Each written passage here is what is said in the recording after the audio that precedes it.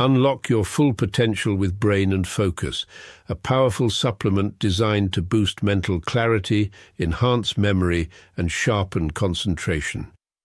Made from a blend of scientifically proven ingredients like ginkgo biloba, omega-3, and essential vitamins, Brain and Focus is crafted to fuel your mind. Our process ensures maximum potency and effectiveness, delivering the perfect balance of brain-boosting nutrients. Take just one capsule daily, as prescribed by your healthcare provider, and feel the difference.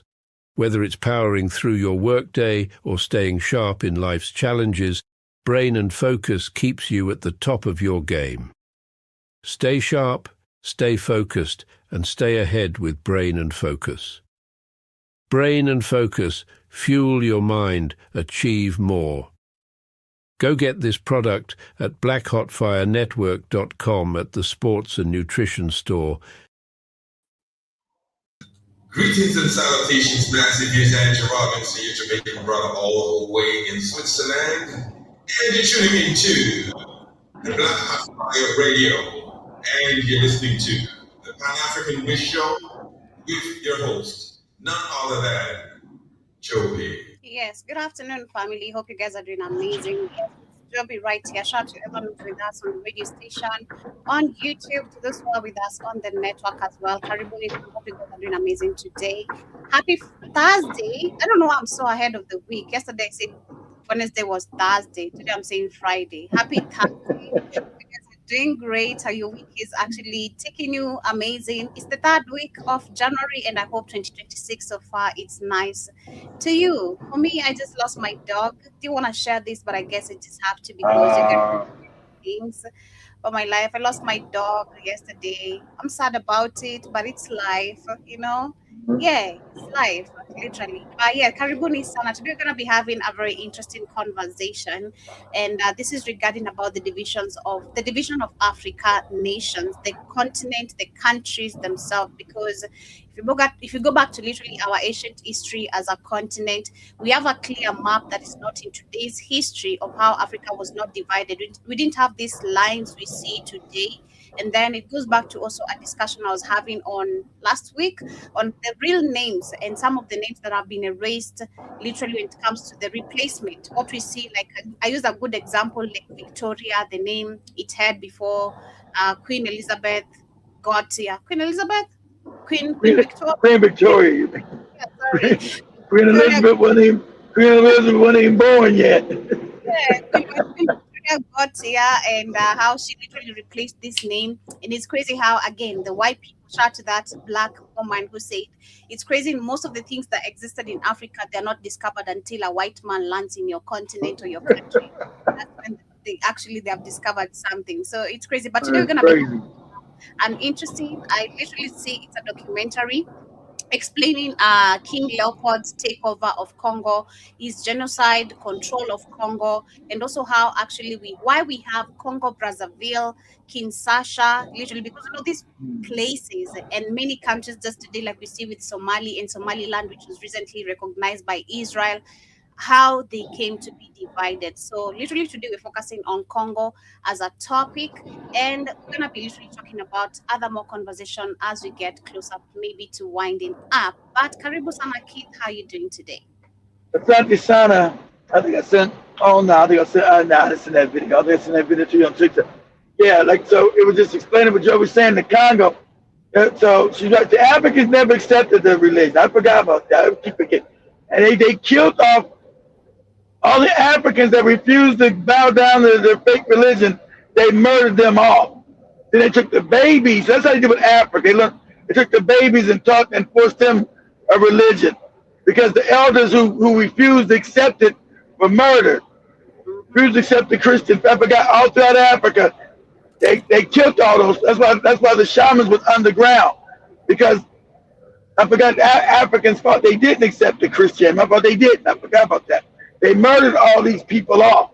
They genocided them.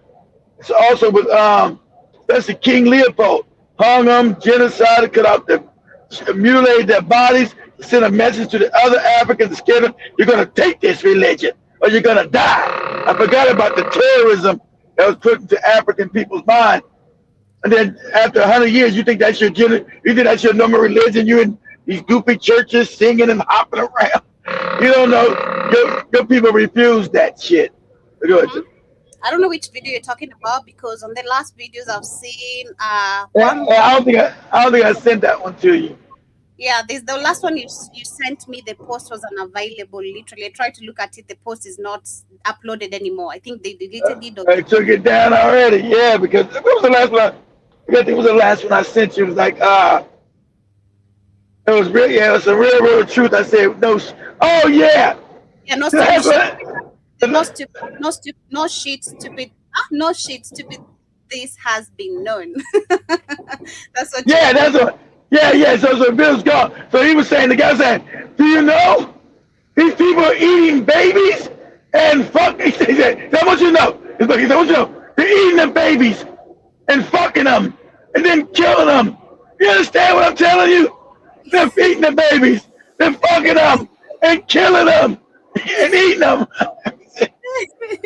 And then I saw the one who also sent of that is Crazy Kenna, one of our greatest comedian in the T54, showing how the white people when they come to Africa and document Africa, you know. Yeah. Sure. They go to the most poorest places. I think let me start with that because that was a funny. I love Crazy Kenna is one of our best. Yeah, that was fun. That was fun as hell. Look at the European documentary. Go past all the good shit. Look at how these Africans live. It's all fucked up. Exactly what they do.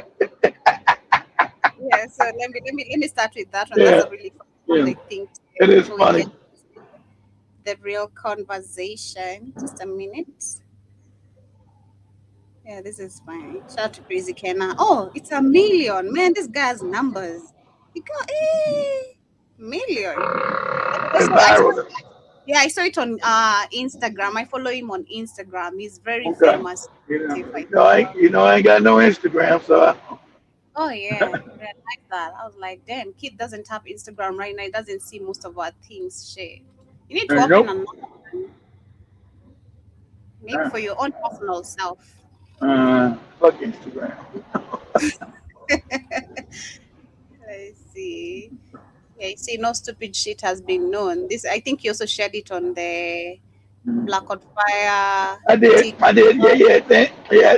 And then they gonna take it down. He's like, he was all disturbed. He's like, you understand what I'm saying? All these kids, they missing. They kidnap the kids. They fuck them, and then they eat them. they fuck them, and then they eat them, and then they kill them. You hear what I'm telling you? They fuck them and eat them and kill them. You understand the idea? I don't know if even Africans can believe that shit. Trust me. I don't think if you talk about that as a conversation, Africans would not buy that. Like, what do you mean this is something that is happening today? You know? Yes, exactly. I mean, we know kids disappearing in Africa, but still people can never connect the dots. And that's why I feel like personally, I think if my cousin was not killed, organs harvested, she might be one of the kids that ended up in this pattern, literally, because the mom was, I'd say, very ignorant, like very, very ignorant. And so are the siblings even today, like her sister, the brother. The brother is actually one of my closest cousins from my dad, literally the closest I have. But they're still very ignorant. Those are the people I questioned last time, like, hey, did you know Jesus was black? Like, what the fuck? Get out of here. Like, what the fuck? Why you come up with this shit? Like, who told you? So imagine they can't imagine that. Imagine you told people kidnapping babies, fucking them, eating them and killing them. Huh? They can't fathom that. Trust me, they can't fathom that. But let me share this video here. As it continues. Yeah, that was funny. Yeah, that's funny.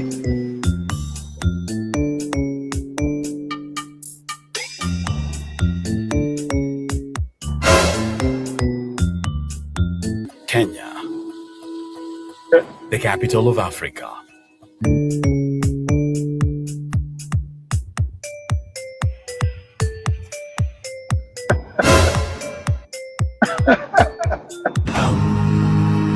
The people here are always on the move.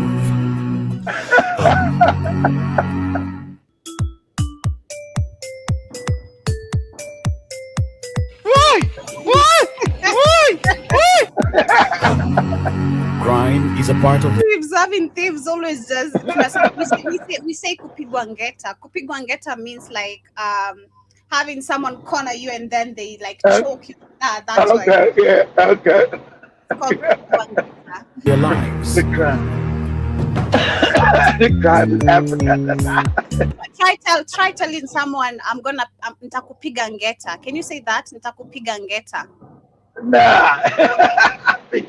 I pick a gender.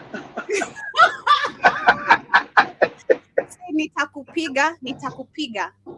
Say it again. Nitakupiga. Nikakapinda. Nitakupiga. Nitakupiga. Yeah, nitakupiga ngeta. Nitakupiga ngeta. Nitakapinda nigga. Like that. Nitakapinda nigga.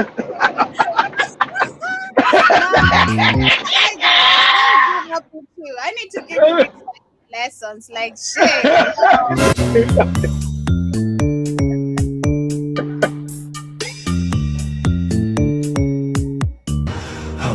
After a long day, this is where they get their meals.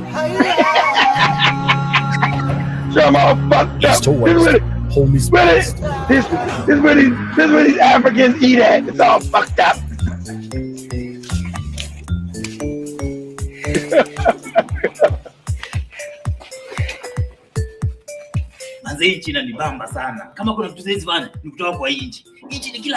The first thing I'll do when I get a chance is to leave this country. This place is a mess. We are suffering. I really want to leave this country. I wish I was never born in this country. I swear, and that is every African's, I think, type of mentality. Oh my God. To look at our countries, we're like, what the fuck was I born here? You know, I feel like personally being young, that literally hit me. I was like, what the fuck am I born in Kenya? You know, what the hell? I deserve to be somewhere in America, you know, somewhere in, you know, then the fact that they lied to us about Nigeria, I'm like, I'm supposed to be in mansions in Nigeria. Like, what do you mean? I'm supposed to be an Odogu, you know? I'm supposed to be the wife of the Odogu, the chief of Nigeria. What do you mean I'm living in Kenya? Like, there's mansions, Nigerians are rich. Why am I living in a poor state of a two-bedroom with my parents? Like, what the hell is this? You know, it's crazy. That is how they have literally destroyed Propaganda is deep, Jack. Yeah, they have destroyed Africa to that particular point. Because let me show actually this one video, because you can see now the whites, what they display about Africans. And Africans, the mentality we have about America, or when it comes to white people, because most of the people, again, we have this mentality of, these are our missionary friends. Like when I showed you that them homeless white people. Yeah, it's homeless white people. White people are homeless? They're bums? Yeah, Joby. That is I was shocked. You see the shock I have. I know. Even in Africa, trust me, it's something that literally phases us when you see a white person walking, like just walking, even only begging, walking. You're walking, you're a white person. You're supposed to be walking, you're supposed to be having a car. Like, because that's crazy. The image and what's taught in school. These people are our superiors. Like, wow, that propaganda is deep. Mm-hmm. Deep. Mm-hmm. We are the inferior. So it's supposed to be, when you see these people walking, you're like, you should be shocked. Like, what do you mean the clone of, I mean, not even the clone, what do you mean the person who resembles your Christ is walking? The Christ people are, we pray to these people, this race. Wow, like that's crazy. You know, but listen to this. I realized that colonization ran deep. Because for me, America used to be this magical land. America used to be the place to be. America was the land of opportunities. America was the land of the free. And then how they portrayed America in the movies.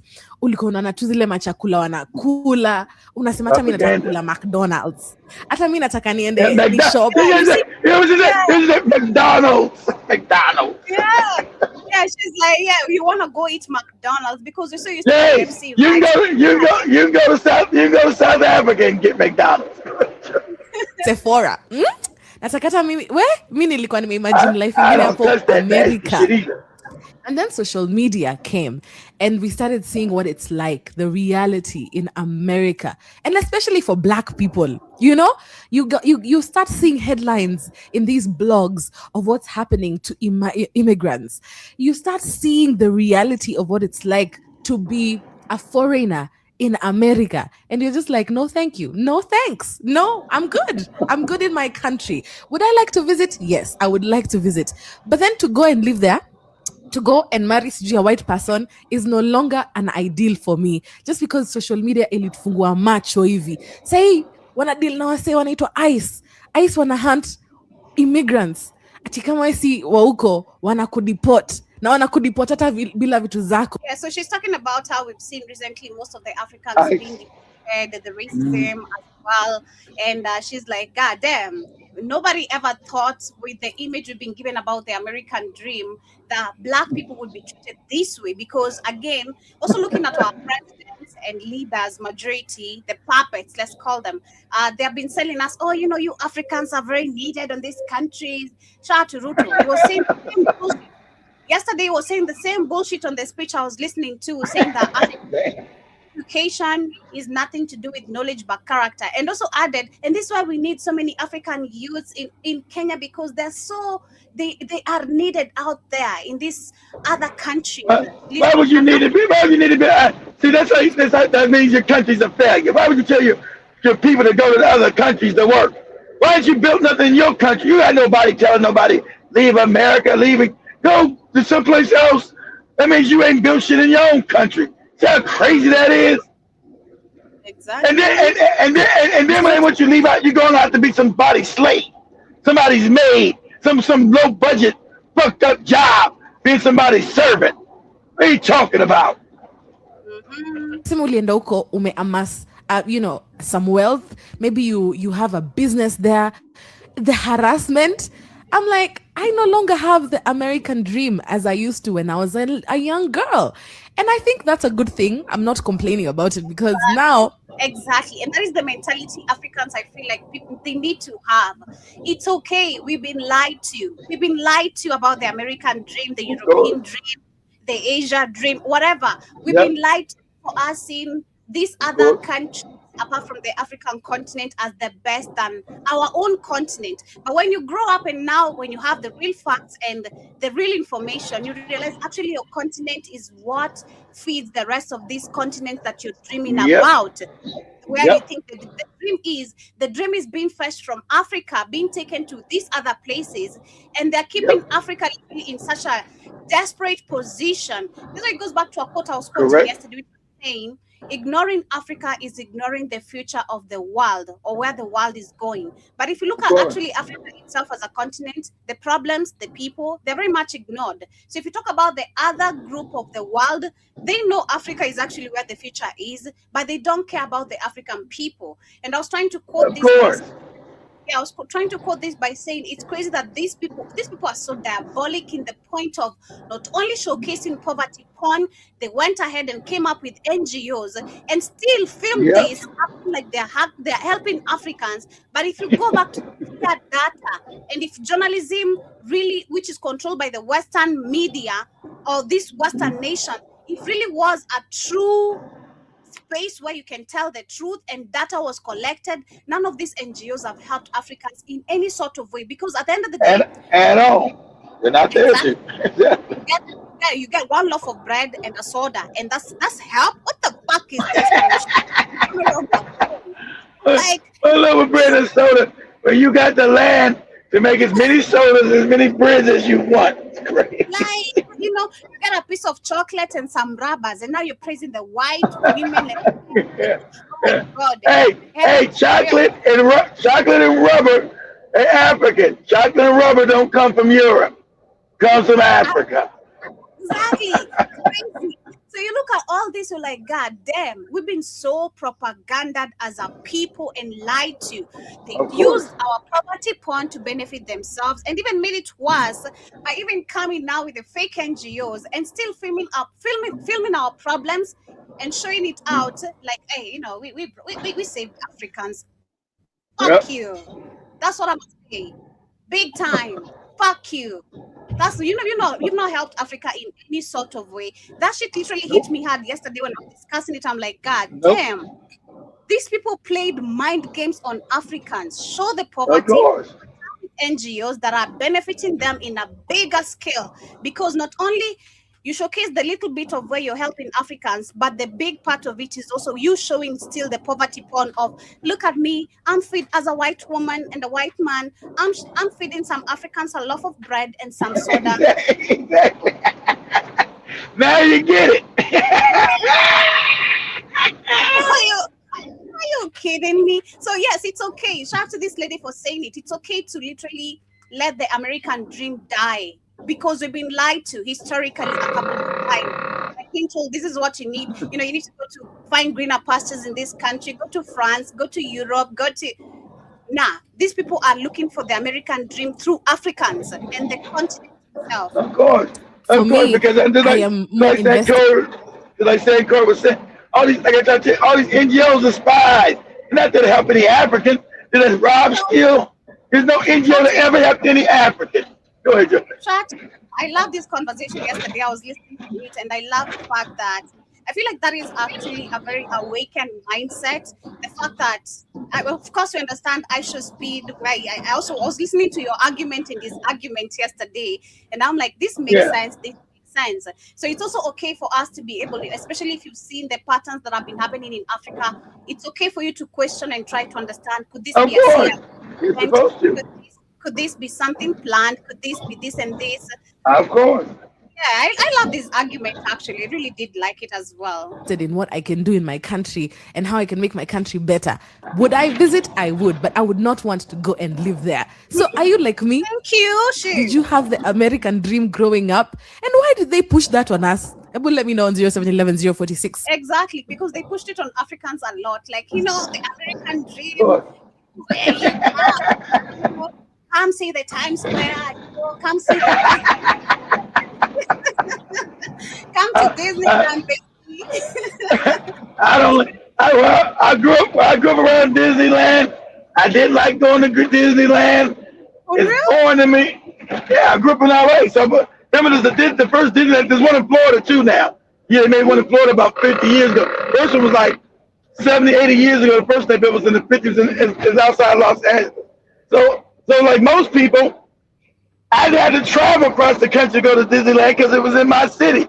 At that time, it was only one Disneyland. Everybody across America wanted to go to. They had to come all the way to California to travel. We just had to drive down the street. So, I as a kid, I never was a big Disney cartoon lover. The park, but to me, the amusement park to me was boring because I didn't really like Mickey Mouse and Goofy and I thought those cartoon people were boring. I like what they call Looney Tunes. Looney Tunes to me was funny as shit. Not the Disney cartoons. The Looney Tunes cartoons are funny. And so they also built one. What's that, Disneyland? No. That's the video. Just the video. Okay, so what she's saying is, so they built this dream.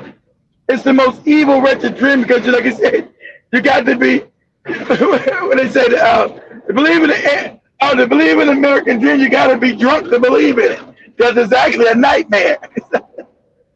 It's propaganda. So when you get all through the movies, see all that movies, all propaganda. Like, remember they always make white people look all friendly and kind, the most wickedest motherfuckers on the planet. They move, they look all kind and got their shit together. That's all propaganda. It's crazy because personally, I really loved Mickey Mouse when I was in grade 8. If this grade 8 and like I really loved Mickey Mouse, and I think this actually was the time because I used to have this small tablet. A friend of mine So I'm gonna hurt Joby. Mickey Mouse.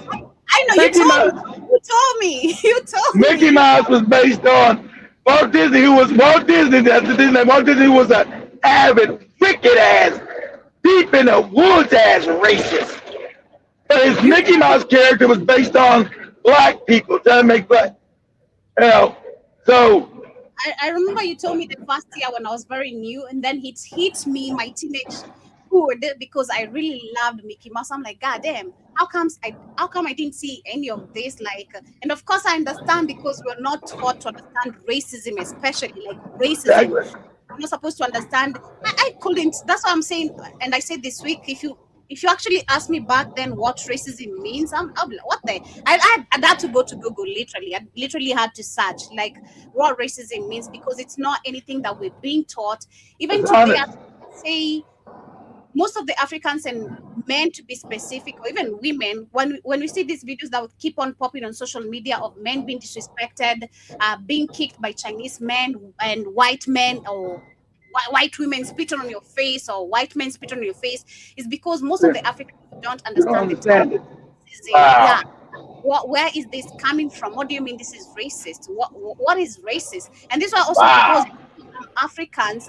I feel like also the fact that I've understood we Africans are not even racist. We're actually not. No, exactly.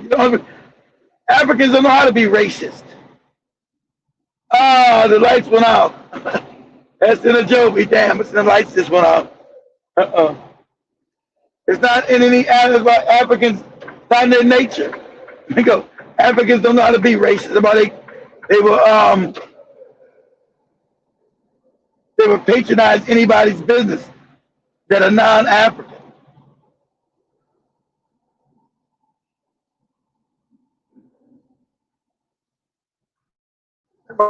Africans can't be racist because they're the closest thing to God on the planet.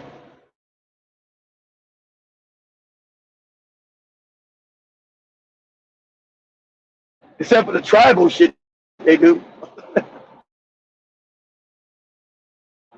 Regular people, they don't know how to be just openly contrary to other. It's not in the African's nature.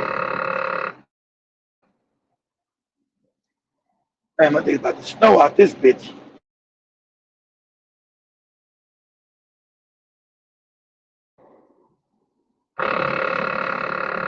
Shit. Windy, icy rain, shit. Damn.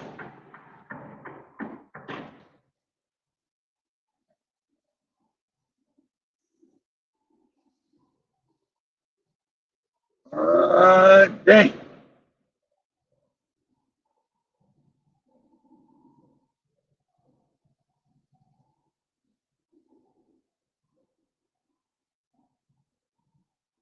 How you doing today, General? Hopefully you're okay. Hopefully you're doing well. I think my voice is going out again. God damn. Shit. Tired.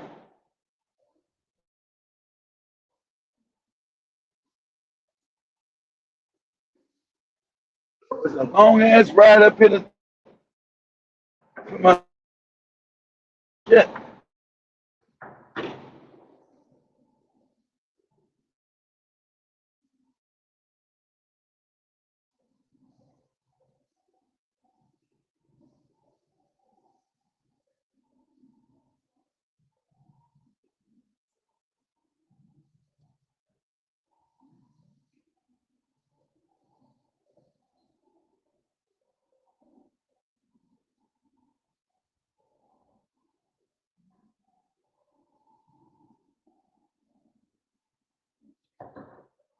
Shit.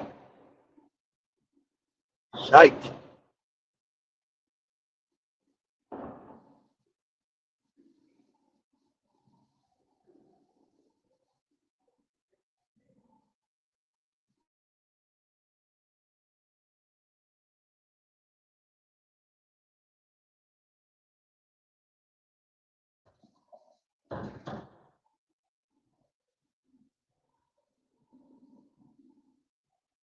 Oh shit.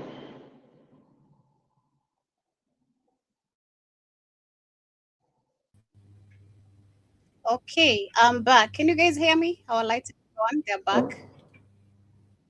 Oh, she back. Yeah, our lights had disappeared for a minute, but they're back.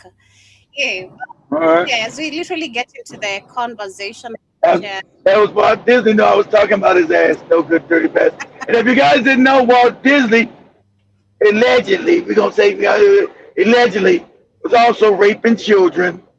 Yeah, yeah, yeah, yeah. yeah. I mean, this goes back to one of the videos I think I shared last week, which was explaining how, even apart from that, there's another one I was watching at home. I couldn't believe the characters of the people I grew up watching, and today how they look, how destroyed they have been. They have been destroyed by these networks or organizations. Number one, the big being Nickelodeon, like how it has literally. Oh, Nickelodeon. Oh, always. And Nickelodeon was based out of Orlando, next to Disney World over there. That's Disney World over there. All kind of predatory of those children. And but all those Nickelodeon Disney stars have always been SA, sexually assaulted, allegedly, always been raped and done certain kind of ways. Hell, Nickelodeon had that child predator. I forgot that fat white predator was raping all them Nickelodeon stars. But they always later on be all effed up in the head. They never got no help. They've been sexually abused for years. This is a Yeah, so we're gonna share this video, which is our main conversation, talking about the division of African nations, but this is specifically on That's Brazzaville, Congo. I guess he Brazzaville. exactly. this is a story about a river that once united a people and later divided them. On one We know that literally the River Congo is one of the largest river bodies we have. That actually, That's true. if African leaders invested on this, it can power the whole of the continent when it comes Buy the whole to. continent. Buy the whole continent with lights. Yeah. Why won't they do it? You ask yourself that. Mhm. river today is Kinshasa, capital of the Democratic Republic of the Congo. On the other side is Brazzaville, capital of the Republic of the Republic Congo. of the Congo. Two countries, two flags, two Same governments, people. two Same passports, but one name, Congo. And one question, why? Why are there two Congos? Not even two. Because we have the Republic of Congo, the Central Republic of yes. Congo, right? We have Congo The Central African Republic.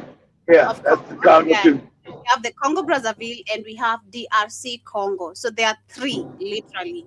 Sitting side by side, facing each other across the water, but living such different years. To answer that, we have to go back, not just to independence in 1960, not just to the Berlin Conference in the 1880s. We have to go back even further to when Congo was not yet Congo.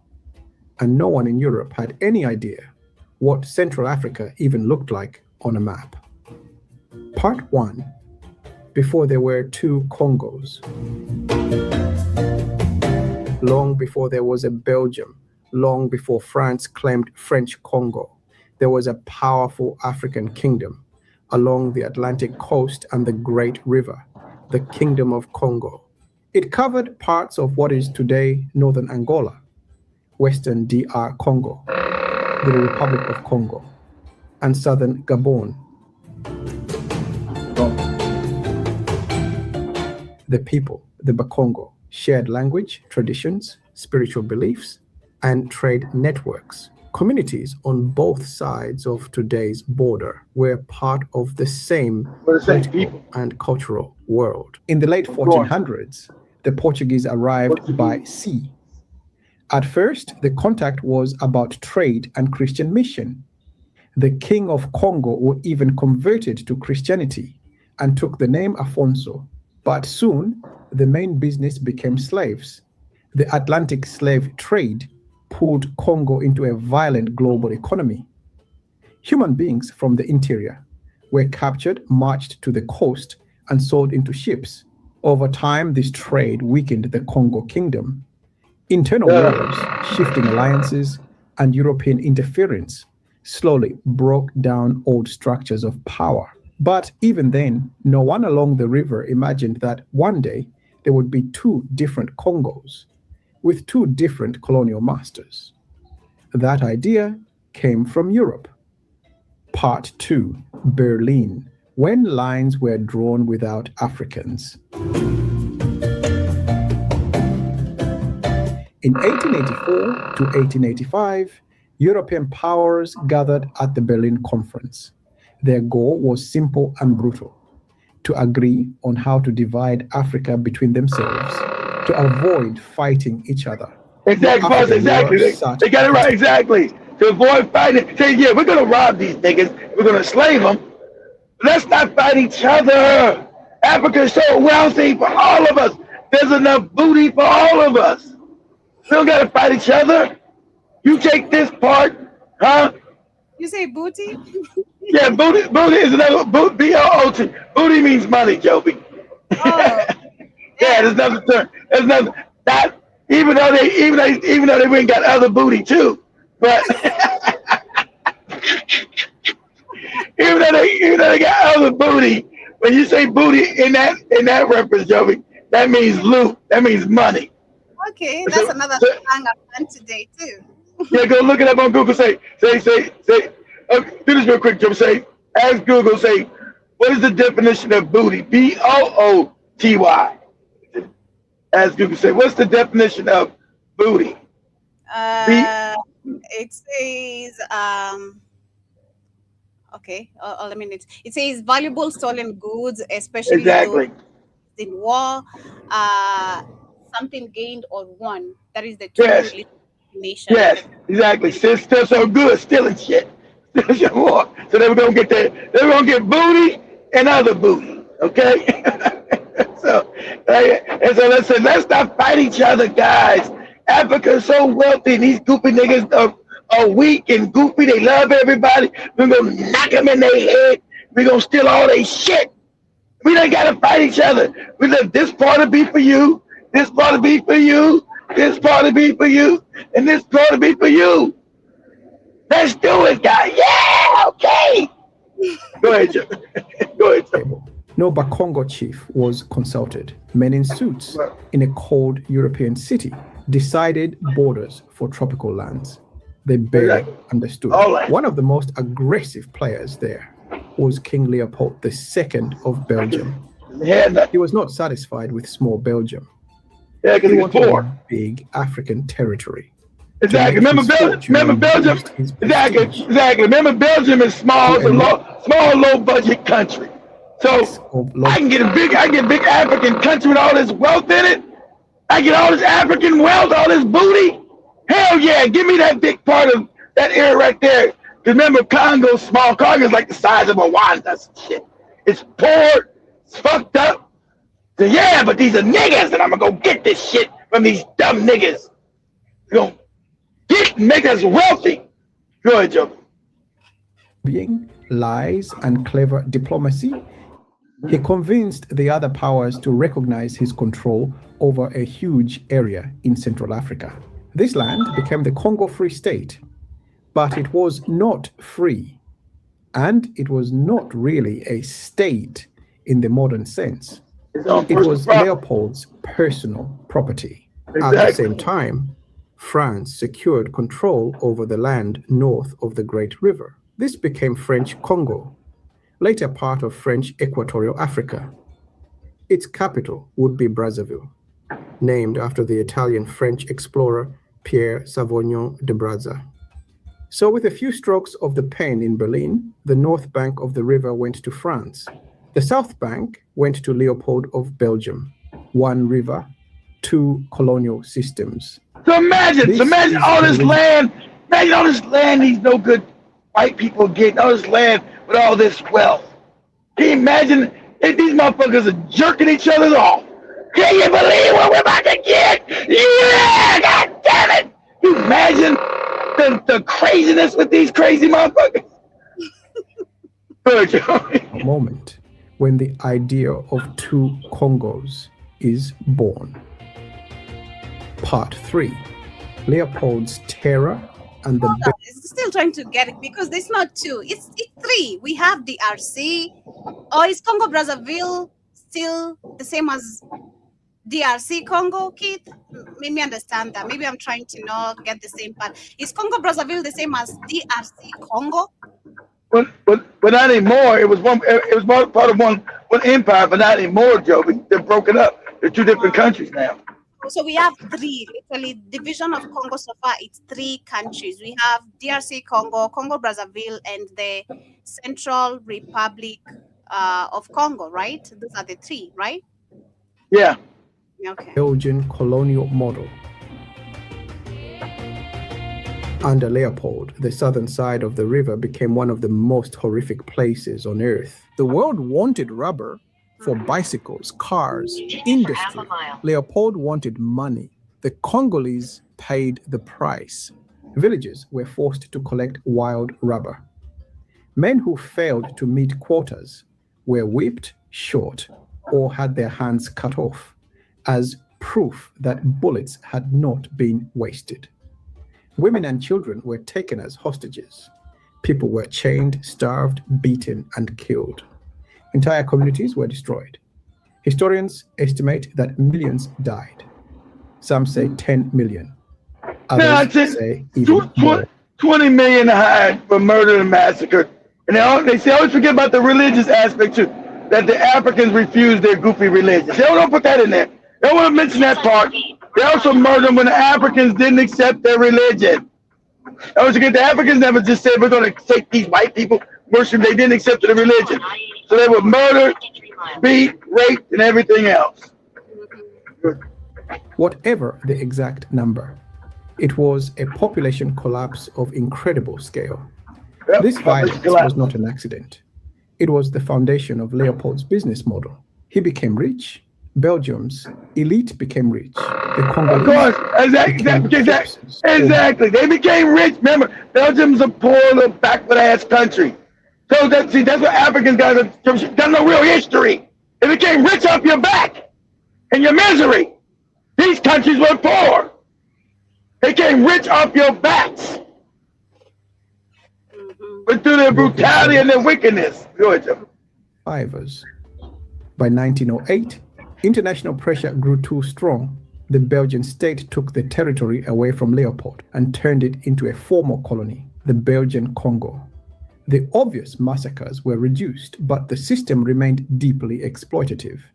The colony existed to serve Belgium's needs.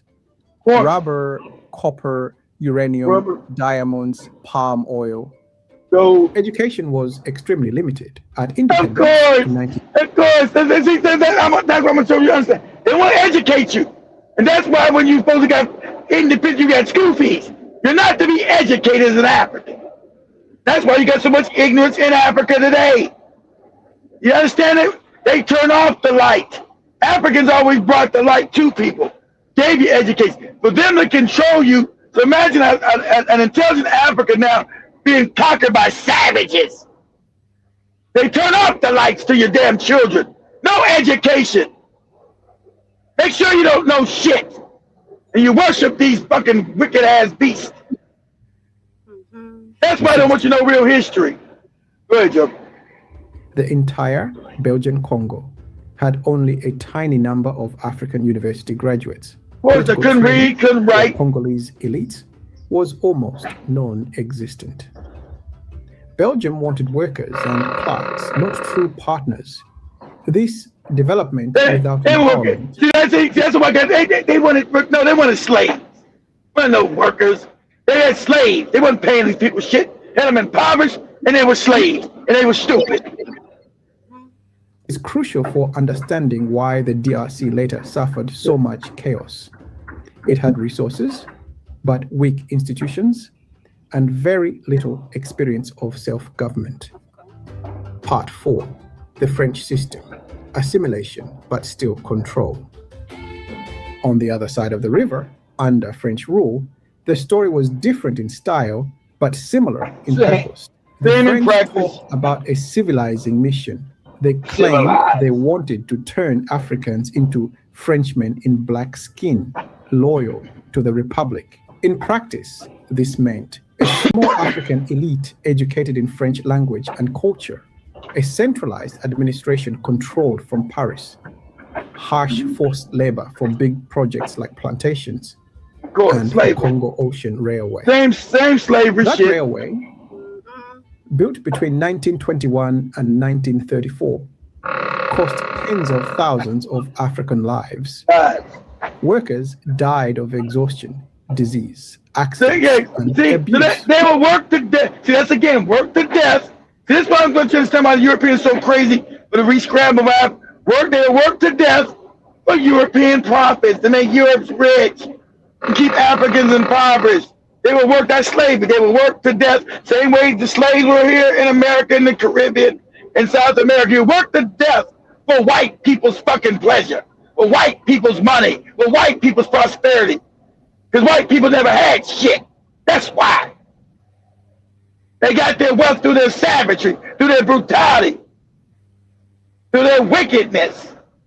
And tell you and you got black today, like Jeffrey said, thinking there's some fucking missionary who came to help you. That's why you never give them real history. Yeah, they help you out of your life. You being worked to death. That's the kind of help you got, nigga. People were recruited by force from the interior Because back and for sent slavery. to die for a line of. So, see, but that's not no recruited.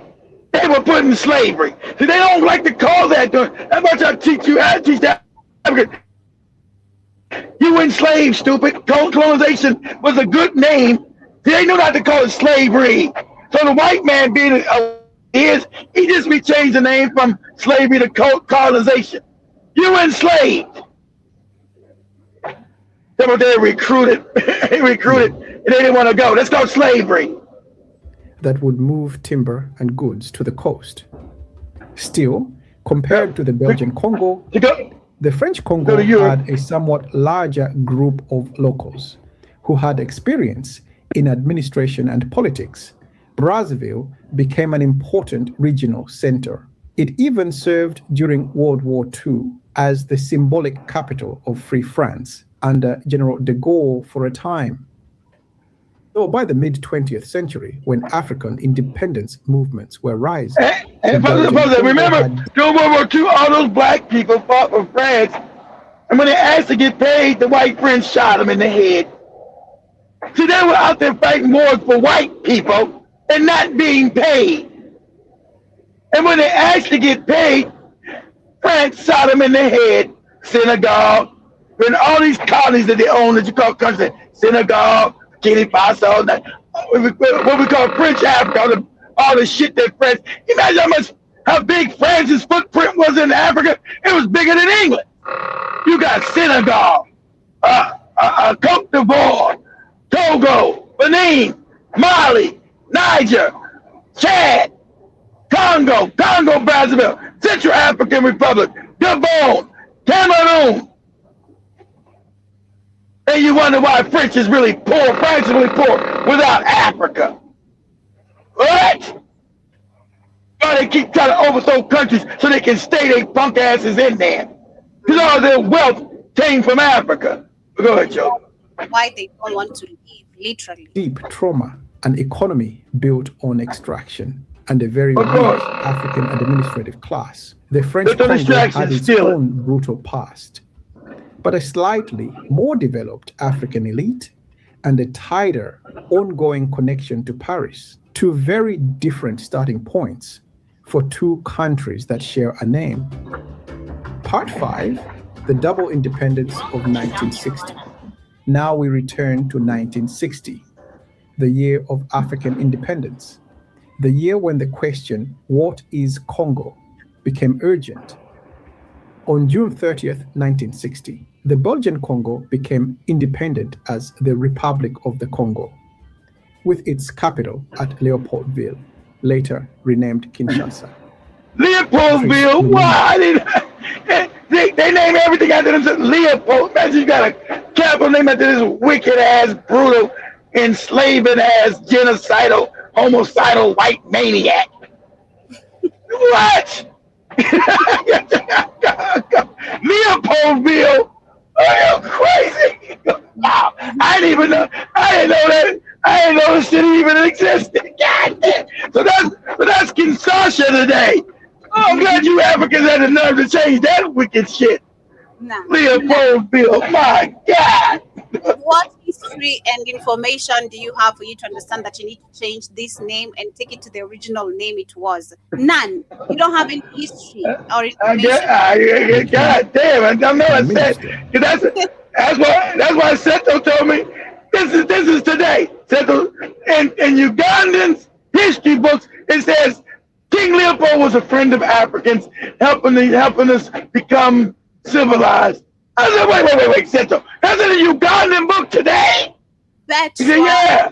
That's sure that's the same thing I learned. Actually, when the video started, I was like, man, I really need to look for a book because I've been saying this for a while. I'm going to look for of the primary grade because that's the level where we were learning social studies. It's called social studies, right? When we're being told the history of the African countries, but in a very shallow way. I think, the same thing I think we learned was King Leopold who came here to save Africans. It's not written like I swear, literally. I'm going to look for the book. If not, I'm gonna look at the books of my brother. I was like, what? That's in a book? So you imagine you come up with all this propaganda with the most evilest, wickedest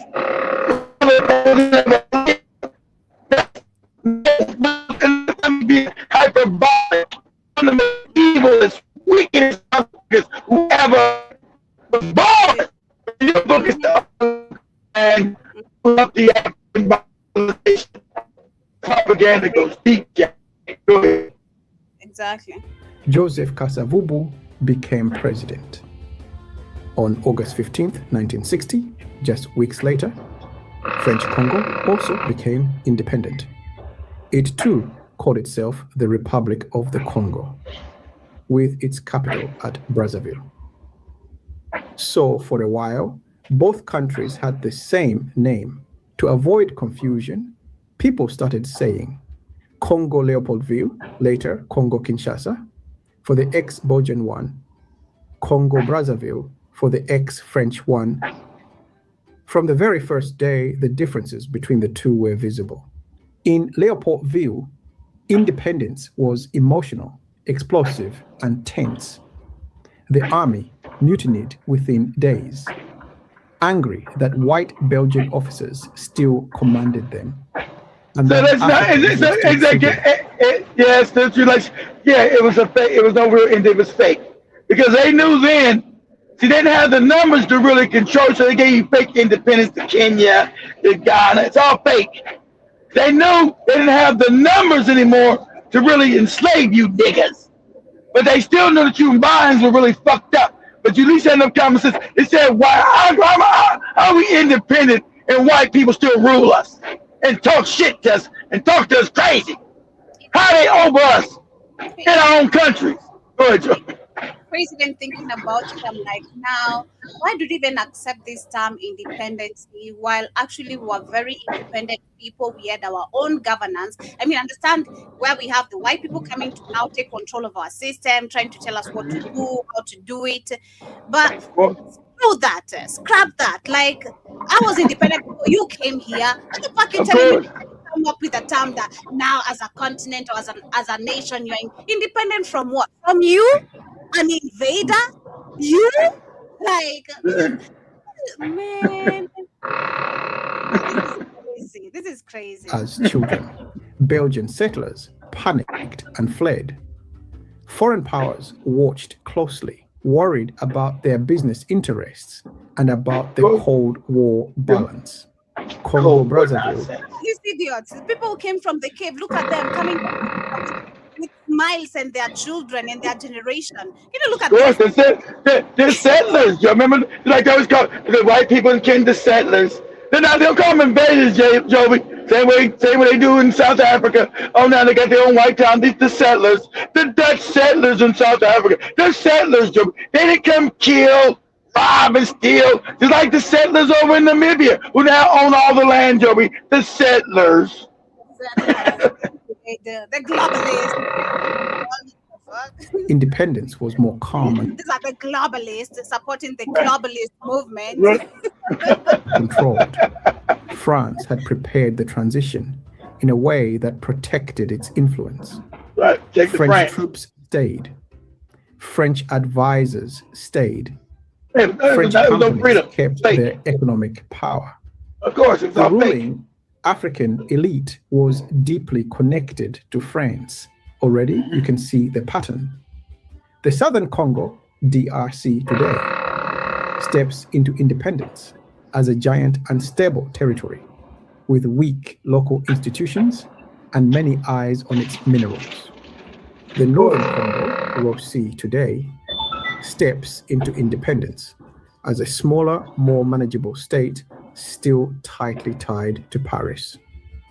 The seeds of divergence are fully planted. Part 6, Lumumba, Foreign Intervention and the Rise of Mobutu. Which remember I did the whole history of Mobutu Sese Mobutu, Seko. of course. Yeah. The crisis in the southern Congo came fast. Within weeks, the Force Publique, the army, mutinied. The mineral-rich province of Katanga, under Moise Tshombe, declared cessation, backed by Belgian mining interests. Belgium sent in troops without agreement from Lumumba's government. Lumumba turned to the United Nations first, asking for help to keep the country together. Which was a big mistake. I always say that was Yeah. a big Exactly. But who was he going to turn to? He didn't know. Remember, he doesn't know enough yet. You remember, he's young. He doesn't know the UN was never set up. He believes in the fake UN that it was made to help people. Now you know it does. So who can he don't have no military. So you got the Belgians who said, this mine, and I don't care what you got independence. These mines, this money's gonna belong to us. And we got these African puppets already to do our will, and eventually we're gonna kill your ass, Lamar. So who's he got? There's no military in that can help him. What do you do, Joe? I feel like now this is where we go back to now the real current situation of now why we have a very strategic leader like Ibrahim Traore, because he understood these Of course. patterns. Can't go back to the same enemies who are trying to destroy. Yeah, No, he's able to see it because imagine you don't got nothing to work for him back then, Joby. You don't got no Ibram can see because he can use you as a reference. These guys are work. I'm Lumumba. I've got no reference to work from, Joby. All of Africa has been colonized for the last 100 years by savages. So what do I got to work with? Who's strong enough to help me, Joby? who is strong enough is your people. Like what we saw where we had the Congolese army, which is not backed by anyone, not America, not even Congo itself. The people who have But come to how did I get them to back me, Joby, when I don't got the necessary means of communication? Remember, this is 1960, Joby. Most of the Congo doesn't have communication. They don't have phones and shit like that. You talking hell, you still watching black and white TV shit, Joby, in 2000. So imagine what they had in 60s and shit in the Congo. we had ways of communication. Horn, we had drum beatings when you want to call for a meeting. That takes too long. You know how big the Congo is? You get a drum beating going on.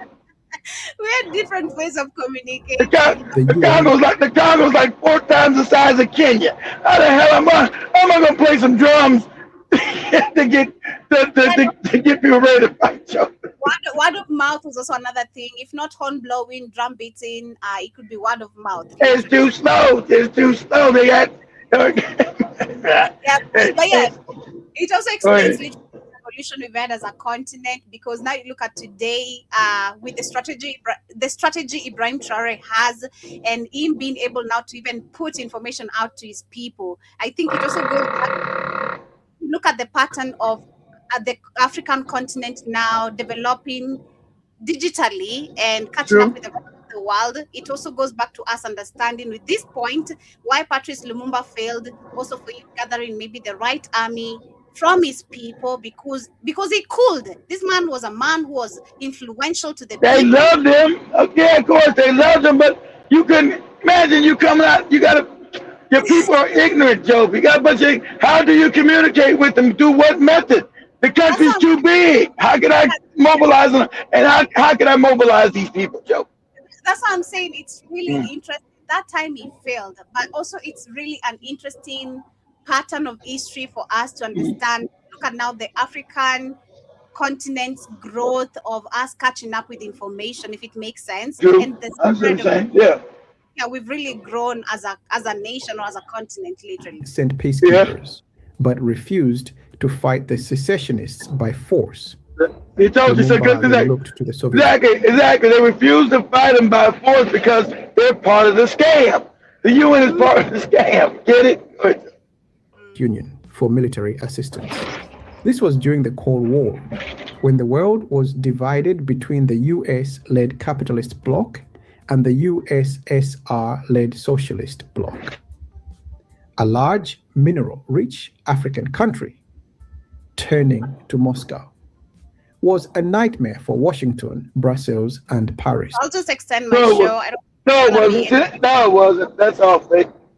Yeah, Joby? I'm gonna extend my show because of this content. I don't think we're gonna do the musical shows and just get into the reaction show after. Nah. Yeah.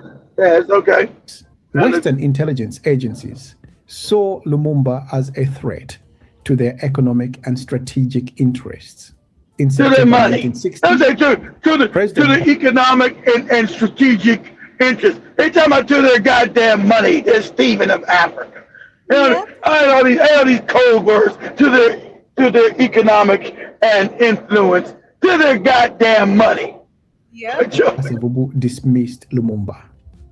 Lumumba in turn dismissed Kasavubu, creating a political stalemate. Then a man who had been standing quietly in the background made his Seko. move. Colonel Joseph Desire Mobutu. With support from Western powers and parts of the army, he staged a coup. Lumumba was arrested, handed to his enemies in Katanga, and murdered in January And 19. now this is also where we understand. If you look at now the two figures, Patrice Lumumba and Mobutu Sese Seko, and we look at the historical facts that we shared about Mobutu Sese Seko, his background, being backed up by these foreign nations, and Backed up by the West, backed up by Washington. Exactly. They're making him a puppet. Exactly. it makes sense why the idiots, let me say that, it makes sense why they need the non-educated, those who can't critically think about how you can save your people from actually us. And Mobutu Sese Seko was a very good figure to be put in this political position because he was not educated, came from a very poor background, and he's wicked. an unknown province somewhere in Congo, Yeah. and power. 1961, with Belgian involvement and CIA knowledge. Lumumba's death became a symbol. For Africans, he was the young leader killed for daring to demand real independence. For the Congo, it was the moment foreign interference and local ambition combined to shut down a democratic path. Mobutu would go on to rule, directly or indirectly, for more than 30 years. Part 7, Zaire, Strongman Rule and the Deepening Gap. In 1965, Mobutu took full power. Later, he renamed the country Zaire and launched a campaign called Authenticity, changing names of cities, encouraging African dress, and presenting himself as the father of the nation. Behind the show was a simple reality. Mobutu's regime was a kleptocracy. That means ruled by thieves.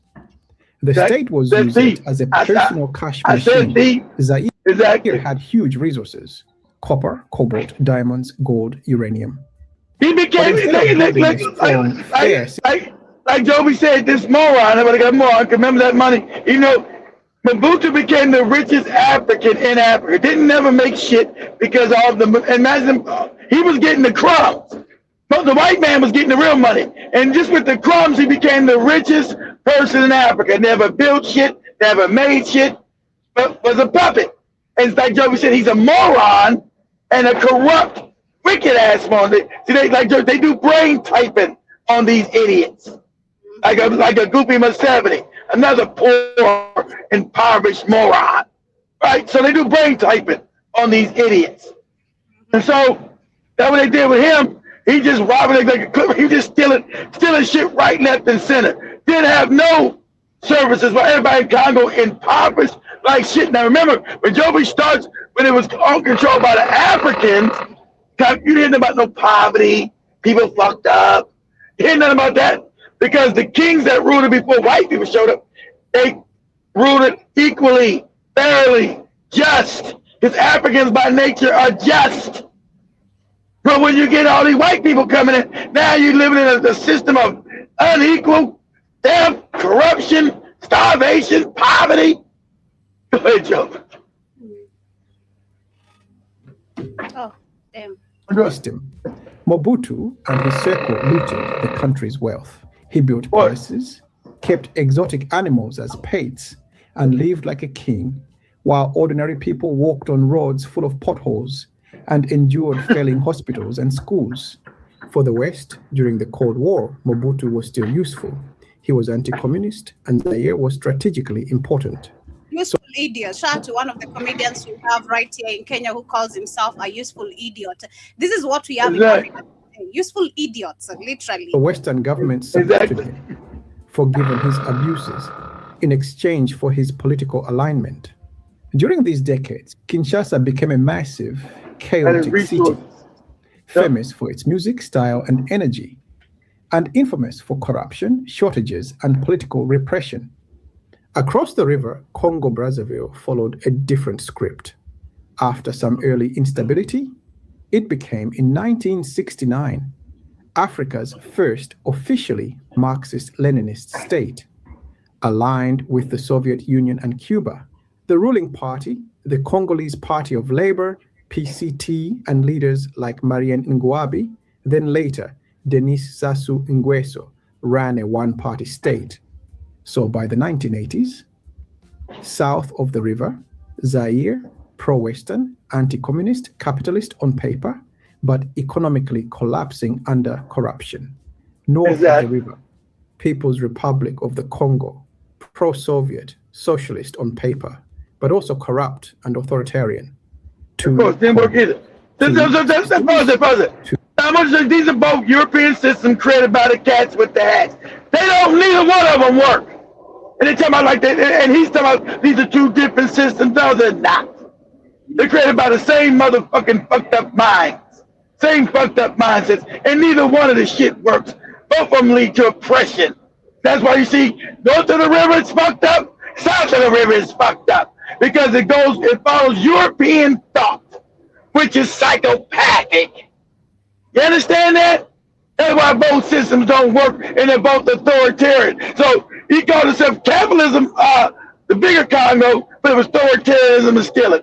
The northern Congo was communist, but still authoritarian and stealing shit. So what's the difference? There is none. It's all fake. Go ahead, Joey. Camps. The river was not only a border, it was an ideological line.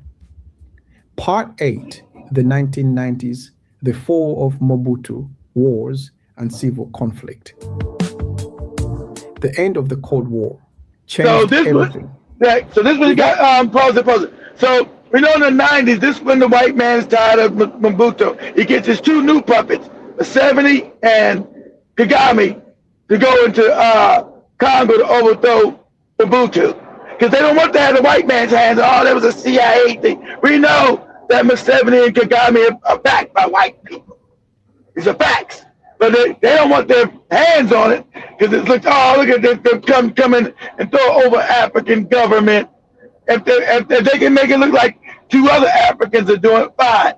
They just keep control behind the scenes. So this is when you're going to have Kagame and Goopy Museveni going to the Congo, sponsored by their white backers to overthrow Mobutu. Go ahead, Joe. Throughout the East-West global struggle, Mobutu lost his strategic importance. Western governments started to criticize his human rights abuses and corruption more openly. They started to get rid of him. And resentment was rising. In 1994, the genocide in Rwanda sent millions of refugees and armed groups into eastern Zaire. The situation became explosive. In 1996 to 1997, a rebel alliance led by Laurent Désiré Kabila and backed by Rwanda and Uganda. Of course. Exactly. He don't say the names like by Rwanda and Uganda. But 70 in Kagame has. Put in power by white people. Got to go ahead, Joe. And overthrew Mobutu. Zaire became the Democratic Republic of the Congo again. Many hoped this was a new beginning, but very quickly a new war broke out. The Second Congo War, sometimes called Africa's World War, ran from 1998 to the early 2000s. It involved the DRC government, rebels backed by Rwanda and Uganda, forces from Angola, Zimbabwe, Namibia, and others. Exactly, you get it right. Because at that time, Angola was still strong before that means always let white people come and destroy your armies. And Rob Mugabe down Zimbabwe. And so Angolans, and they knew what you would do. They knew Kagame and Museveni are white puppets. So they told them, hey, you better knock it off. We're going to come see you. Okay? Better knock off this shit you're doing. We're not going to let the Congo be controlled by you two morons. Especially Uganda that's all backward and fucked up. We're not about to let Congo be ruled by no Museveni. You are a moron. And if you do it, we're going to kill you. This was told to Museveni's face. We're going to kill you. Keep it up, we're going to alive you. Go ahead, Joby. I've seen Kenyans now saying that actually Uganda is part of Kenya. Uganda was part of Kenya, and this needs to be talked about seriously. Like, this is a political matter. From hunger and disease. Parts of the DRC became zones of permanent insecurity, especially in North and South Kivu. Across the river, Congo-Brazzaville was also in crisis. In 1997, a civil war broke out between forces loyal to President Pascal Lissouba and those loyal to former President Denis Sassou Nguesso. With help from Angola, Sassou Nguesso returned to power. Yeah, at that time, everybody would go to Angola because Angola had the strongest military in Africa. But not no more. And white people came in and said, no, buddy. Remember, there's the Angolans that defeated the South African white man. And they had that's how you got the fake independence of South Africa. Did people forget about that? It was Angola breaking the white man's back in South Africa, called the Secret War. Everybody's called secret because they don't want you to know that Africans can beat white people in battle. That's why they never told you. Angola broke South African, the white man's back, and told them if you don't free the South, and see, that's why you South Africans got no real history. It's Angola that freed your punk ass, not you. This is a fact. And the Angolans said, if you don't do it, we're going to kill every white man, white woman, white baby. I love that. That was some African shit to say, finally. You don't release Nelson Mandela and change his government and stop this racism shit on the African continent. Angola said we're going to kill every white man, every white child, every white woman. And all of a sudden now the white man, the white man's now what? I'm now good. I knew apartheid was wrong, Joby. I apologize. I now see the light. I see. They don't never see the light unless you press them with some goddamn act right. Go ahead, Joby. Go ahead, Joby. Both countries came out of the 1990s with deep scars, but their positions were not the same. The DRC was a giant country broken by war, full of armed groups and foreign interests in its minerals. The Republic of Congo was a smaller oil state, authoritarian, but relatively more stable. With strong ties to France, the divide had widened. Part 9, France, oil, and the Brazzaville system. To understand why Congo-Brazzaville looks more stable today than its neighbor, even though it is authoritarian, you have to look at France France has kept strong influence over many of its ex-colonies through currency. The CFA franc system. But if they were communism, if they was a communist country, like how were they still with France? Told you this all fake. If they became communism, like they said, how are they with France? France wouldn't accept no communism, but that's a lie because the Rothschild family controlled Russia and controlled France through the banking system. They're the ones that overthrew the Tsar of Russia. That's a fact. So all this, they fight against communism, and it's all a lie. Go ahead, Joby. Keep a large part of their foreign reserves in the French treasury. Of course. And their currency is tied to the euro. Of course. Taking the mic, man. French soldiers have intervened many times to support friendly regimes. Politics. Leaders like Sassou Nguesso in Congo and the Bongo family in Gabon have had close personal ties. They try to say it's not politics, guys, it's theft. Keep these puppets in there so they can keep feeding white people all the money. See, African people are impoverished. They don't care about African people being impoverished. That's the norm. African people like to be fucked up and poor, they tell you. Oh, they're back. They like being fucked up. That's what they tell you. I'm just saying, I know we don't, I'm just saying what they say. They say you're too stupid to know that you don't like to be in poverty. It's crazy. Let me tell you, this is why we also kind of understand hypergamy hits on women so high. Because I remember personally when my mom took me to my dad's house, and then I saw my dad's house was better than my mom's. I was like, I'm coming to live here. I'm not going back with you, you know? And then, until I realized my dad's house was hell, I'm like, shit, I'd rather stay with my mom in that. That bed-sitter, shit, this is crazy. And business elites. But yeah, I don't know, nobody likes poverty unless you're just programmed to understand that poverty is just like, supposed to be. In Brazzaville, oil money flows into the state. A lot of it is stolen or misused, but because the population is small, around 6 million in the whole country, average living conditions can still look better than in the DRC, one which has more than 100 million people. So you have this picture. Brazzaville, oil, CFA franc, strongman president with French backing, fewer people, slightly better average indicators in health and infrastructure, but very little political freedom. Kinshasa, huge population, incredible resource wealth, but constant conflict in the east, weak central control, and a long history of looting by elites. This is why when people compare the two Congos, they often say, Brazzaville is smaller and more orderly. Kinshasa is larger and more chaotic. But both are still dealing with the same original problem. A system built to extract wealth for others. From them, exactly. Part 10, today. One name, two realities. Today, if you stand on the riverfront in Kinshasa at night, you can see the lights of Brazzaville across the water.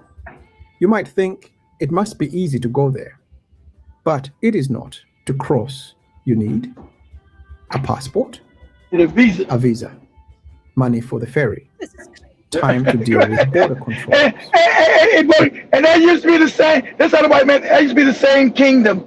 They're literally the same people. That's how Tanzania and Kenya is. You're literally the same people. White man is an evil genius. Go ahead, Joe. God damn, that's a good evil genius. Like I love using the one you were using before, wickedly smart. Like It can be crazy, slow, suspicious, and sometimes corrupt. For a long time, even phone calls between the two cities were crazy. As more highlighted, a call often had to go through Europe and back, and cost several dollars. Wow! That's what I'm talking. So I was Patrice Lumumba. Like I said, the phone. I was Patrice Lumumba in 1960. He was going to rally the people. There's no communication. Then if it's going to Europe, they listen to every call you make. She had to go to Europe and then go back. This is crazy, man. Cities only a few kilometers apart. This was insane. His company and others later helped fix the technical side, but the political side remains.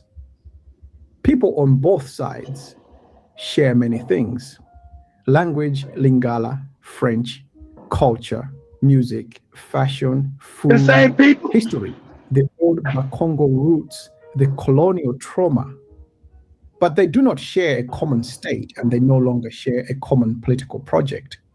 The DRC is focused on ending wars in the East, controlling rebel groups like M23, trying to get a fairer deal for its cobalt, coltan, and other minerals.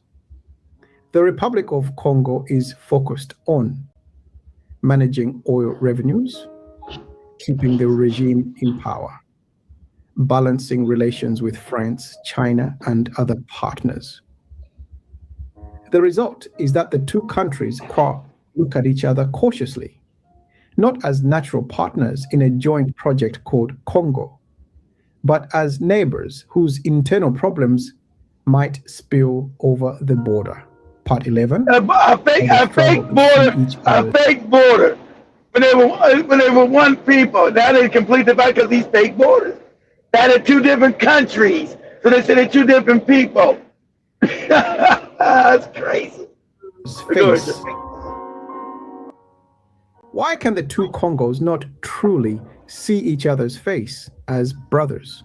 We can sum it up in a few key points: different colonial histories. Exactly. Belgium's model in the south left behind very weak local institutions and a legacy of extreme violence. France's model in the north left behind slightly stronger administrative structures and a tight monetary and political link to Paris. This meant that at independence, the two sides were walking into the future with very different tools and support systems. Different paths during the Cold War. Zaire, DRC, became a pro-Western, anti-communist strongman state under Mobutu. Congo-Brazzaville became a pro-Soviet, Marxist-Leninist state. How can it be a pro-Marxist? You said, how can it be a pro-Marxist state and it's controlled by France, which is in the EU and a supposed democratic country that's against Russia today and back then? See, that's why this is all fake. It became a pro-communist, pro-Russia group, and still had the French currency. Still had the Rothschild French currency. Get out of here. That don't even make any sense. Each side was told the other's ideology was dangerous. That kind of narrative does not disappear overnight. Different economic structures. The DRC's wealth is in many types of minerals, scattered across a huge territory, easy to capture by rebel groups and foreign armies. The ROC's wealth is mainly in oil, which is easier for a central government to control and sell. This makes the DRC much more prone to internal wars over resources, foreign influence, and security fears. The DRC suspects its neighbors of supporting rebels or trying to control its resources. The ROC fears that instability from Kinshasa could spill over. Each side thinks, my neighbor might be a problem for my security, identity, and prestige. Both claim to be Congo. Both are proud. Well, they both are Congo. In some way, wants to be seen as the real Congo. Well, they both are the real Congo. Hard to find. Because the fake border was broken up. They both are the real Congo. That's stupid to begin with anyway. Yeah, they both are the real Congo, but so what? They both still control puppet states. And so that's why I said, I don't believe in none of you countries no more. I'm like Ibn Turay, all you countries it's gotta be like China. I'm gonna roll through you motherfuckers like a warm blanket. Get rid of all you fake countries. This division started from Europeans. That's why you got all this crazy, and everybody's trying to control their own little fiefdom. Not my power, not my money. You over there. It's all about these fiefdoms. It's like Kwame Nkrumah told you 60 years ago. If we don't unite as Africans now, we're gonna become weaker. So we start creating some more of these fiefdoms. That's what you got. 70s thieved them. You got that Rudo thieved them. You got that goofy Suluhu thieved them. Got the motherfuckers in Congo now thieved them. Kagame thieved them. All these leaders just got thievedoms. Yep. And they're trying to protect their own fiefdom and kick the money up to the damn crime boss, the white man in Europe or in America. In a century of division and violence. Part 12. The River and the Bridge. There have been plans for a physical bridge between Kinshasa and Brazzaville. A massive project to connect road and rail. You should have been built the bridge over there. To drive across the river in minutes. But you don't want On it. paper, it looks logical. Trade would increase. Yep. People could move more easily. You don't want that Two because it economies hurts. could It hurts your integrate fiefdom. Zach, you don't want that. But I don't want that. logic Good, Joe. Zach, talk. is stronger than concrete. That's right. Some in the DRC fear that easier crossing would flood their markets with goods from the north or make it easier for people to leave. Some in the Orok fear uncontrolled migration from Kinshasa's huge population. You know, control migration from the same people. See, when you were one kingdom, never had that because people went back and forth freely. But now, these other Congo people are going to come to my Congo and might overthrow me. These other Congo. Worry about security and control. Told you. Yes, right. So Control. The bridge remains mostly a dream. The river remains the old border. Not impossible to cross, but always reminding both sides that history has built two separate states here. Exactly. You can still unite it if you wanted to, but literally that's the end of that video. You can still. Why would I want that? Just especially on the smaller Congo. I don't want you niggas over here. I'm trying to keep my power. Now, this is where now we go back to not involving white people. If again, as Africans, we knew our history and valued our history, our ancestors' creation, civilization, how they lived. This is why we go back to understanding and try to understand and connecting the dots and trying to see what really got us to this point. I can connect the dots. Okay, I'm the elite, Joby. Okay, I connect the dots. So you're asking me, Joby, to give up my. Now remember, I've been stealing. My family. You remember they got all these African countries got these families, all these thieves, all like the Paul Bias in the Cameroon, the Gubibo Extra. So you're asking me to go back to ancient Africa and be fair. Yeah. That means my country. I mean, that means my family, Joby, is going to lose power and money. What am I going to do? We don't give a shit about you. This is why we go back to the majority of the people again. We don't care about you, the little minority who have been trying to keep us the majority. Of course. But there you go. That means you're going to have to overthrow me because I'm not giving up my money for you. Exactly. So this way it goes back to why they won't educate the majority because they know exactly, Joe. Consequences. These are the consequences if you tell people the truth. It's gonna get where people are gonna be tired of this has been the pattern. You allow white people to take everything from us while you sit comfortable because you want to make the white man exactly. No, this would have built up anger, critical thinking, realization. Of course it will. And that's why I got school fees. That's right. You're right. You're exactly right, Joby. You're exactly right. Everything you said, everything you said is 100% right. And that's why you got school fees and ain't no jobs. You ain't doing. Amen. But Africans, I hope, again, probably in the next 10, I'm giving us 10 years. 10 years of us getting everything together. And this is all gathered by information, switching our critical thinking, the way we run, dropping religion, understanding politics and not saying that politics is none of my business. I'm giving us 10 years as a continent. Personally, I'm going to be 37. I agree. Right? Yeah. You'll be young. You'll be young. Yeah, like, hey, we need, if by that time, if we're not going to be understanding anything, because also white people right now, as we talk, they're trying to come back and scramble Africa. Of course. because they can. We discussed yesterday or literally this week how the UAE has so many shares, deals with other African nations. Talk about France, which is seeking interest in other African countries as much as they're being kicked out of other African countries. Talk about America. Talk about all these nations, China, Russia. They all are seeking interest, and it all goes back to us. So it's up to us in the next 10. So let's stop calling it interest, because that's a nice thing. They're all seeking money and wealth. Yeah, they're stealing literally, because Yeah. again, it goes back to a quote I quoted yesterday. Ignoring the future of Africa is ignoring where the world is going. But the real Yeah, you got that right. Oh, go ahead. I thought that was going. Go ahead. Say it again. Yeah, but like I analyzed it, I said literally the real fact is that Africa has been ignored because we are the wealth of the rest of the world. Literally, this is where all the resources the world is being literally exploited from and exhumed. Yep. But look at the rest of the world, because again, ignoring Africa is ignoring where the future of the world is going. Africa is not being focused on. The rest of the world is focusing on Africa. So it's up to us as a continent again, because the only way we can fix our problem, like you keep on saying, we don't have friends. We are our only friends. This partnership, collaboration bullshit, where has it served us for the last decades of years of so-called independence, which is so fake? What are we being independent from? We were living. We had living together.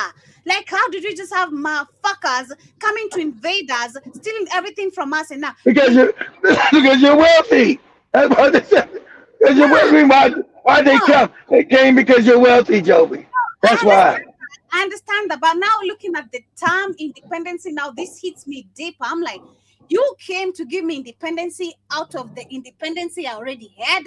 Like you came stole my own independence, and now you're giving me the same independence. You know that bullying. But they never gave you back that exactly the independence you had before we got there was real independence, because you controlled all the land, the resources, the wealth.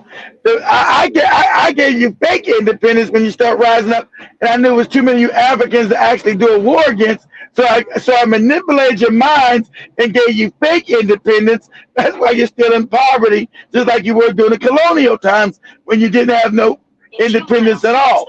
When you had real independence, when you had real independence, yeah, you were wealthy. We wasn't there. You controlled everything. It's crazy. I think every And day. now we're afraid that you're waking up again and trying to take everything back. Every day, like I've said, I keep on learning something new, even in this show, in my own show. That things every day, trust me, I'm learning something. I'm like, God damn, how didn't I think about this some time back? So this is supposed to be meaning this in deep sense, because I think I've questioned independency, but now not even in this deeper level that it's hitting me today, literally again. Like, these people gave us a fake analogy, a fake term that we already had, because they gave us something fake and took away everything that we had, because you gave us a fake independency and stole the real independency we had by you stealing the real freedom that we had. When you talk about wealth, us living as Africans, you ensured we're going to be divided. All right, Joe. So I invade you. Okay, this is the way you look at it. I invade you. Take all your countries, call them colonies, and I'm stealing. I'm becoming crazy wealthy. You guys are becoming impoverished, and I don't want to put schools in. Make sure you're stupid, right? Because the kids are growing. Since the kids don't got no access to education, so they're getting dumber and dumber and dumber. So they don't know what their ancestors knew. They didn't know the ancestors were smart. The ancestors knew these people were criminals. Knew these ancestors. The ancestors knew these people were their enemies. So that's all gone. So now you guys are rising up back in the 60s. Now you're rising. You want to be free. You want your shit back. You're tired of being talked to crazy. I'm saying, well, damn, I really don't got the numbers to fight these niggas, but they're not really well educated. So I'm gonna come up with all kind of schemes to make them believe they're independent. I'm gonna fake independent. We're gonna get some puppets who want some material shit to be their rulers. We own the media, and we're gonna put all kind of propaganda out there. Their minds don't understand propaganda, none of that shit yet. So we're gonna put all kind of fake leaders in here, and so we're gonna call it independence, but we know it's not independence. So that's what Joby's explaining. Africa never got independent. So now again, you got another youth people who know that Africa never got independence. And so now the white man is scared again. That's why we got the scramble for Africa. He said, hey, these Africans starting to know they never got no independence. And they really want their shit back now. No, buddy. Africa 2.0. Go ahead, Joby. It's crazy, but we have to figure out again. Like I think this is the period personally I'd see it, because so far we've seen the awakening of African youths. Yeah, that's the problem. You're awakening. It's not going to stop. Yeah, African people, not just even African youths in the continent, but Africans globally, they know what's happening. They are awake. They are aware. They're talking about it. So imagine in 10 years of us, if we kept the conversation alive of speaking about Pan-Africanism, how much important our history was. Exactly. They're not going to be. That's what the world is scared of, Joe. So exactly right. The fact that these people want to keep on pushing now, which we in chart to the BlackRock. Yeah, the guy who I mentioned his name yesterday. Larry Fink. Yeah. Larry Fink.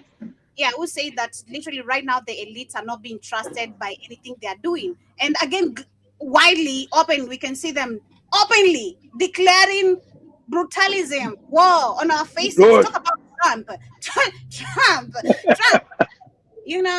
I don't see Kenya as a country. I can't even imitate Trump. That's the voice I can't imitate. Trump's voice, you can do it. You do it so good. That's the voice you do it so good. Like for real. So I can't. Trump is crazy. You got to slow down your voice, Joby, and act like you're retarded. You'll get it. I can't because I'm not retarded. Yeah, but literally, that's when we come into our end of the conversation today. Family. For tuning in, I see John Mosquito has been with us, and to those amazing silent listeners, I guess most of you are busy, but in case you're gonna be catching this on a replay, hope you enjoy, and of course leave your conversation or comment about the conversation that we've had today. And of course, we're coming back just in a few with the reaction time. Ensure you join me, Kamlesh and Shimani, as we talk about the amazing conversation happening in the continent as well. Amazing reactive videos, much love, family. Political, fun, marriage-wise, get some advice from us. But get some advice. And if you find yourself in Kenya and you're stressed out, come get your booty and your back scrubbed and rubbed. Get yourself a get scrubbed and rubbed. And booty means 2 words, so it depends which type of booty you want to get, right? Well, they got both of them. I didn't know Joe didn't know the other type of booty. Oh, I didn't. Well, much love, family. Have yourselves a beautiful day. Family. That's been my time. And of course, see you guys later as well on the Culture Show. In case you're here for the first time, we'd love to request some music tonight. We have the Culture Show every Thursday, hosted by me. Amazing R&Bs back to back. Some amazing 254 music, 255, 253. We play everything in between and amazing conversation. But yes, that has been my time with you. Everybody say this guy is crazy, but the must see